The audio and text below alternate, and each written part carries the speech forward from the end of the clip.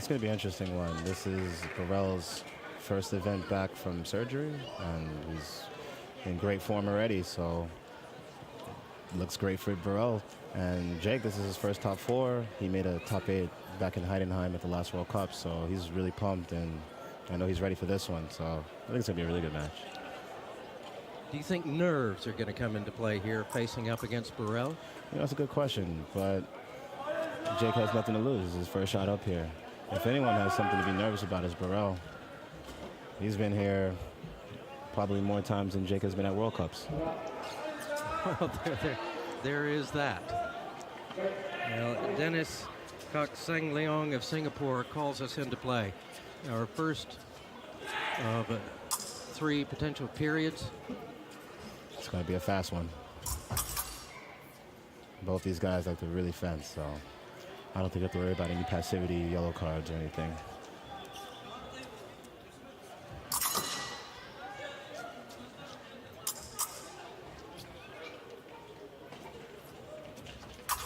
Some strong beats there.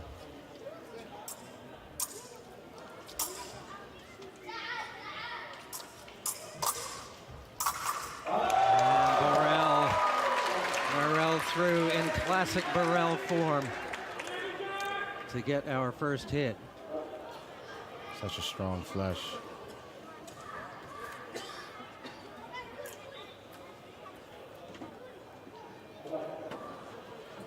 Well, when he comes at you, you know he's coming at you. Oh man, I know all too well. We actually fenced the French team at Wuxi. I lost in overtime to Borel. So. Yeah. Straight counter on the wrist there. Now, 2 things we need to keep in mind here for this match. Number 1 is the new passivity rule, and that means that we're on a shot clock, and there has to be, within 1 minute's time, a hit scored, and if there is not, then if they are tied, they both get a yellow card first. If you are behind, you're the one that gets the card, and then as those mount up, you start giving hits away, and that is a great incentive to get in there and keep the action going. Borel goes for the foot, misses.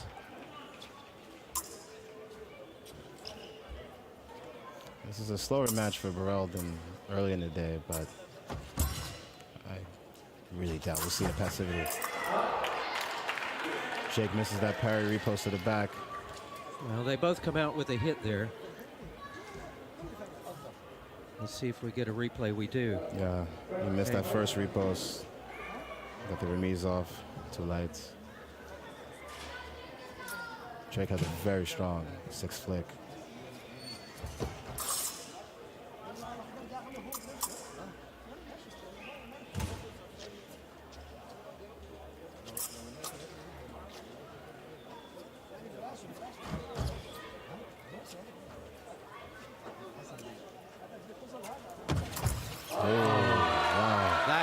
That was a nice touch. No sense of intimidation from Jacob Hoyle. Just steps right in. I don't think we're going to get a slow-mo for that one. We should have.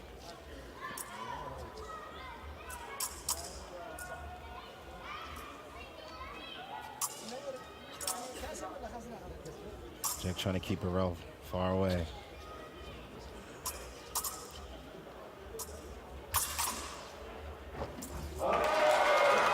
Borel goes around the 6. Let's see if we get a replay here. We do. Look at that, a beautiful feint disengage. There it is. There it is. And so fast. Smooth, too.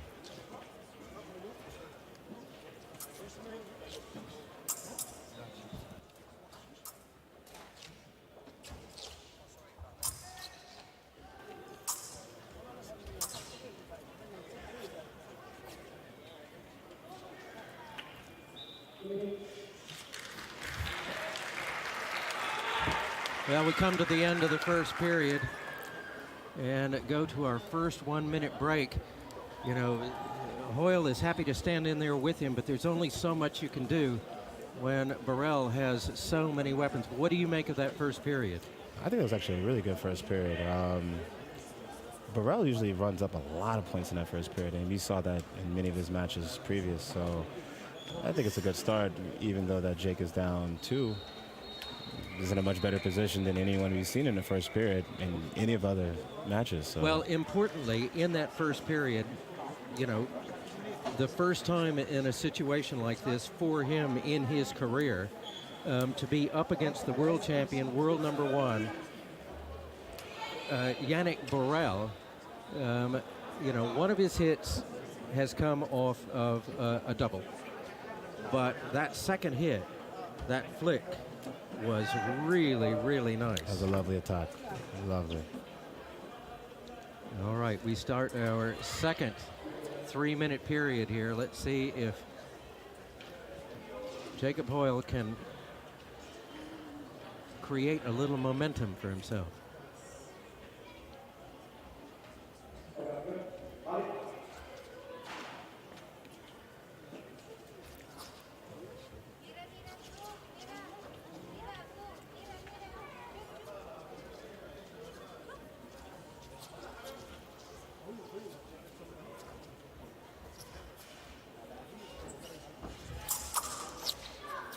Pace picking up here.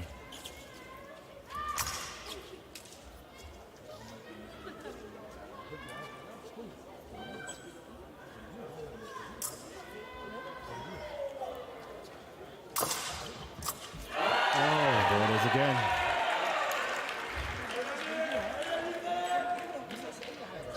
Very nice from Hoyle. Steps out of the way of the attempt to hit the foot by Borel and then turns around and gets it right back.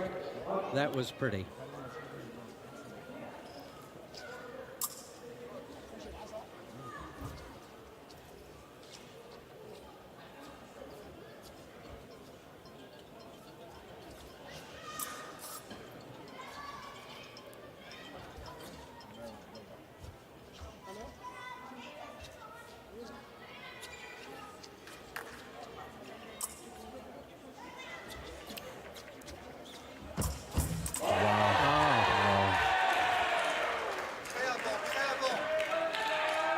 This is getting interesting.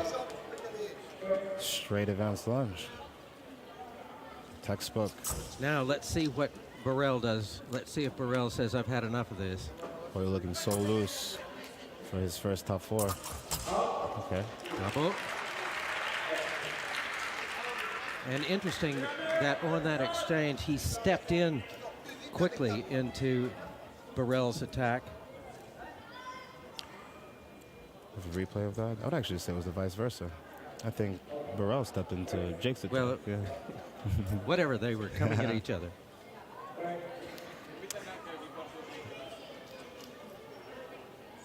He pulled his arm back, a little lucky double there. I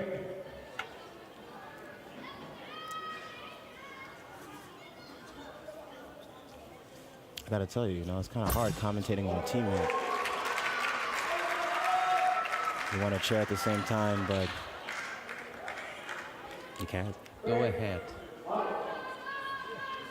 Got a counterattack from Borel there on the hand.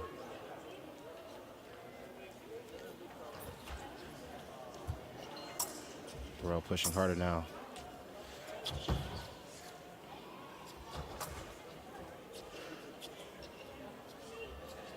I don't think it's in Borel's personality to sit around and wait to see how bad it can get.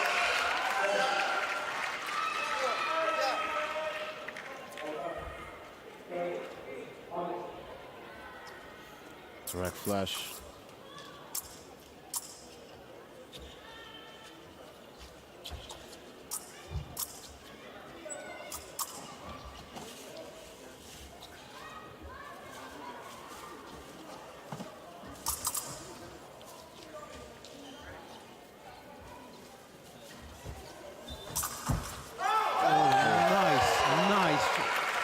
Up there from Hoyle, but can't do anything with it. Borel's such a strong man. He's able to remise right through it. Jake got caught in the guard and Couldn't make the repost.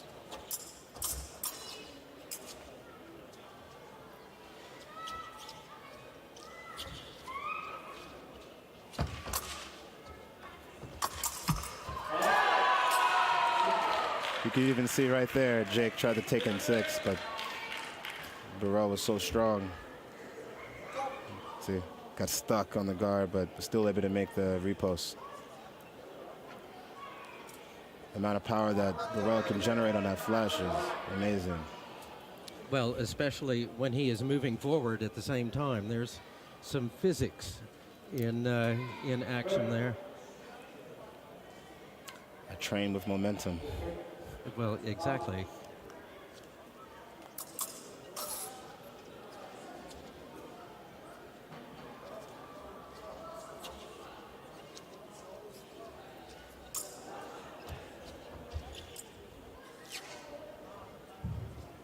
Time winding down here in our second period.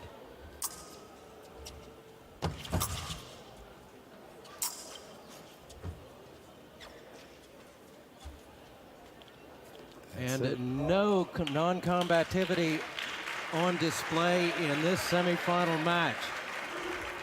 It's now a 2-point match, Curtis. What do you think that Hoyle can do to? I mean, he's still, very much in the match, but a 2-point deficit to Yannick Borel is a pretty big hill to climb. Well, Borel isn't, the most defensive fencer, so he's going to still bring it, and Jake may have a couple of opportunities to still score, as Borel is not known to go back and stay on defense anyway. Jake is establishing that low line as a very strong action, and it looks like if he can get that parry, then he'd be able to stop Borel's flush, but this looks a little difficult, as we can see. Jake is feeling that strength of Borel. When you're out there toe-to-toe with somebody with that much power, do you start to feel that in your arm, where you're trying to resist that pressure? Having fenced Borel at World Championships, you have to feel it, You feel it not only in your arms, you feel it in your legs, because you're putting so much extra effort to stop his attacks and keep your weapon in your hand when he makes those strong beats. It can be a lot.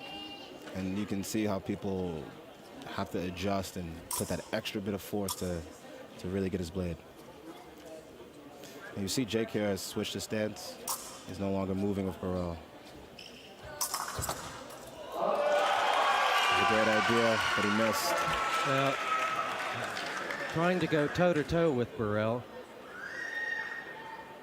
So he got the blade, but couldn't get the repost off in time. Well, Borel, though, he just keeps moving in and moving in. Oh, that was nice. And you see the French coach asking for a video replay about hitting the piece. You can see it in the video replay right there. Well, Borel was, he was like, how did that happen? And the French coach is saying, how did you let that happen? And they're complaining about Hoyle bouncing off the piste. Referee's checking the video replay now.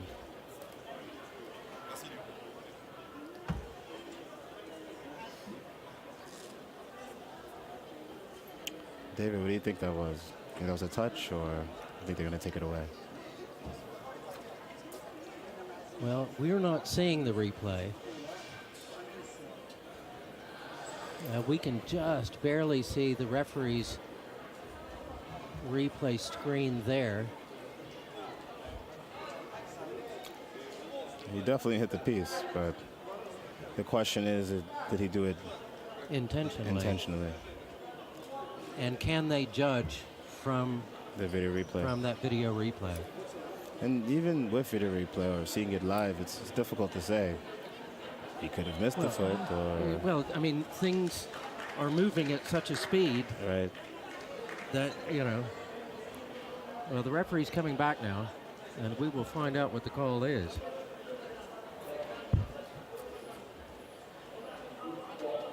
Call stands. I agree. You know, it's a tricky rule. You know, you're not allowed to hit the piece, but, you know, with weapons flying, such a strong guy, sometimes it happens. So.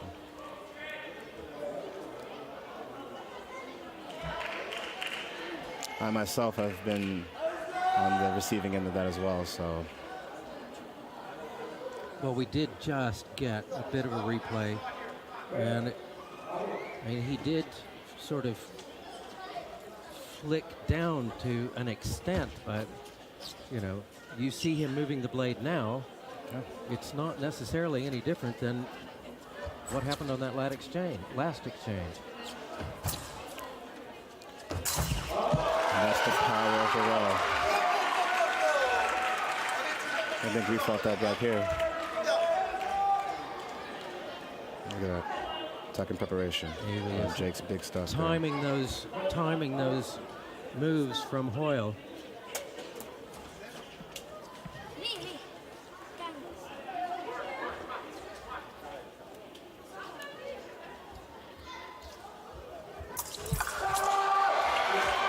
Well, good idea from Jacob Hoyle, but Borel was well ready for that.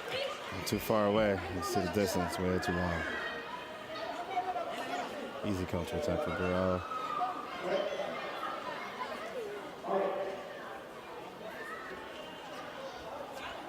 Let's see what Jake can do.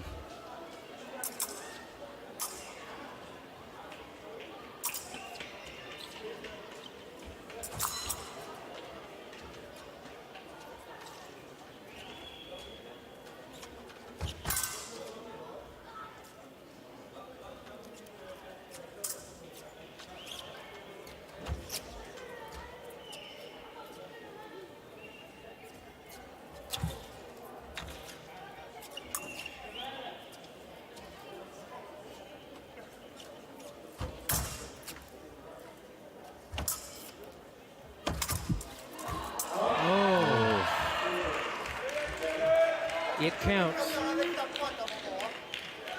Sometimes everyone misses.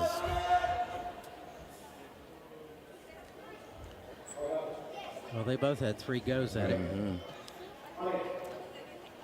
Hoyle keeps himself in this, if only by a hair.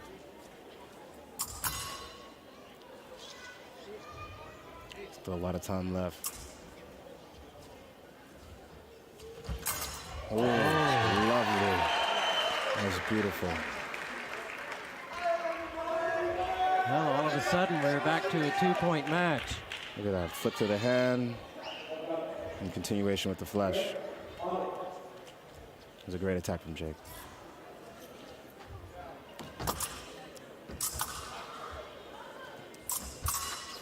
And you can see the French coach jump up a little bit every time Hoyle hits the piece.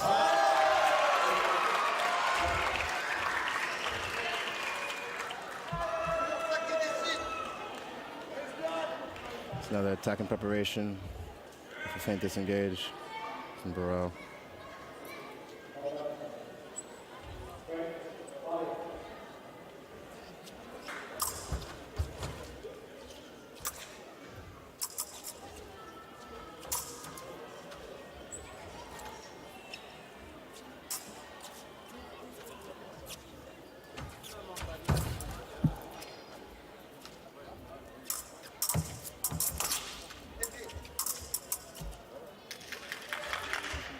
Seconds left. Oh. Did Borel go off the back line is the question. We have to see that video Dennis replay. Kok Song Leong of Singapore is going to go to the video to have a look at this. Oh, he didn't. He didn't. It's clean touch. I think we can see it here on our replay. I think that's pretty clear. Yep. He had his foot just over the line before, when he hit. So the referee definitely will award that one. Well, if you're at 13-9 down in a semifinal at a Grand Prix, only 20 seconds remaining. Yeah, you got to question everything you can. Yeah.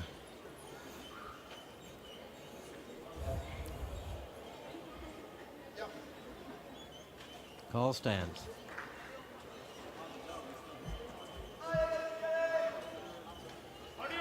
Now, if Hoyle has got anything left in his bag of tricks, it's time to pull it out now.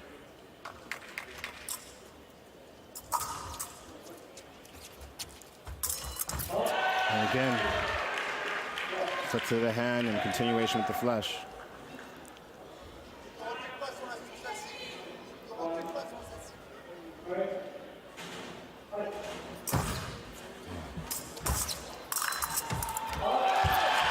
And Hoyle stopped there, actually. I don't know if you guys can see that. He thought he hit. Here we go with the replay. And Hoyle is too and then far he stopped. out. He thought he hit. And that call stands.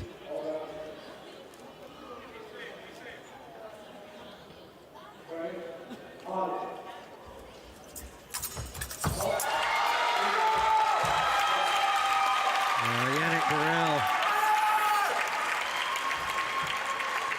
did not win that easily, but win it he did. But you have to say, what a great outing there from Jacob Hoyle. Yeah, that was a great match, you know. And even though the score is only 15-10, you can see that was an easy match for Borel. You have to really try hard. And Jake scored some really nice touches in there. Well, I would imagine that probably in about a half an hour, he will be perfectly happy with a bronze medal. I think in the next minute he's going to be pretty happy. Yeah, you know. If anyone to lose to and be okay with it is the world #1 world champion and European champion. There you have it. All right, great match there between Borel and Hoyle. And we've got another semifinal match about to come up, and that's going to be really interesting because we've got Bogdan Nikishin, world #2, and a powerhouse in his own right. He had Sergei Bita in a tough match in the quarterfinals, and in the 16, well, he was up against Bazrawal, and that was a tough match as well. And in the 32, he had his teammate Igor Reitzlin, and that was a tough match. You know, Pereira. Pereira is a really lively and acrobatic type fencer, and he took out Gustin in the quarterfinal. World #7, Alexanin of Kazakhstan in the 16, and Song Hung-ji of Korea in the 32. He's had a pretty darn good day as well.